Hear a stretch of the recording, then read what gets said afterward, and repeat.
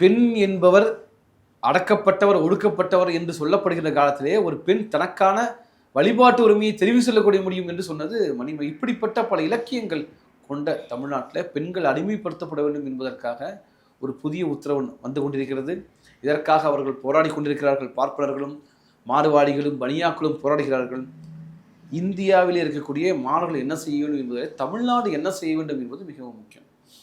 ஆக தமிழ்நாட்டிலே மிகப்பெரிய போராட்டங்கள் உருவாக்கி இங்க தமிழ்நாட்டிலே சிறப்பு சட்டம் இயற்ற முடியுமா என்பது தொடர்பாக தமிழ்நாடு முதலமைச்சர் மு க ஸ்டாலின் அவர்களும் இது சம்பந்தமாக பரிசீலனைக்கு மேற்கொள்ள வேண்டும்.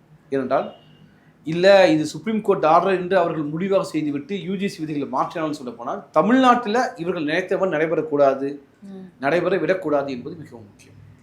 சார், இப்போ இந்த ஈக்விட்டி கமிட்டியில் வந்து ஒரு மாணவருக்கு எனக்கு சாதிய பாகுபாடு வந்து நடக்குது அப்படின்னு போய் அவங்க வந்து கம்ப்ளைண்ட் பண்ணுறாங்க அப்படின்னா அதற்கு எந்த மாதிரியான தண்டனை கொடுப்பாங்க, இல்லை அதை எப்படி அணுகுவாங்க? இல்லை அதெல்லாம் வந்து பார்த்தோம்னா இப்போ முதல்ல ப்ரிலிமினரிலேயே பிரச்சனை ஆயிடுச்சு. அதில் யார் அந்த கமிட்டியில் யார் இருப்பாங்க அப்படிங்கிறது முக்கியம். அதில் ஈக்விட்டி தூதுவர் என்று சமபங்கு தூதுவர் இன்னைக்கு தமிழில் சொல்ல போனால் அதில் அப்படின்னு ஒரு நியமிக்கப்படுவார். அவர் வந்து எல்லா இடங்களையும், அதாவது அந்த கல்லூரியில் ஒரு குறிப்பிட்ட சில பேர் நியமிப்பாங்க. அவர் தானாகவே முன்வந்து சொல்லுவார், பாதிக்கப்பட்ட நான் தான் போய் புகார் கொடுக்கணும்னு அவசியம் இல்லை. இப்படிலாம் பல்வேறு விஷயங்கள் அது இருந்துச்சு.